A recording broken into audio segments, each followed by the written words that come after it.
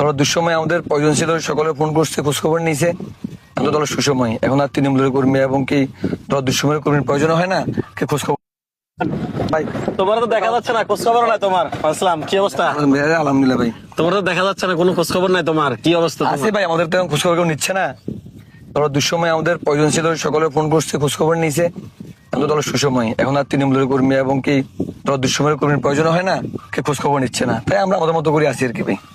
এটা হচ্ছে কথা। না, খেতে খোঁজ খবর নিবে না, অবশ্যই খোঁজ খবর নিবে, তবে না এটাই দলের যারা ত্যাগী ছিল তাদের খোঁজ খবর নিচ্ছে না, এটা চরম সত্য কথা।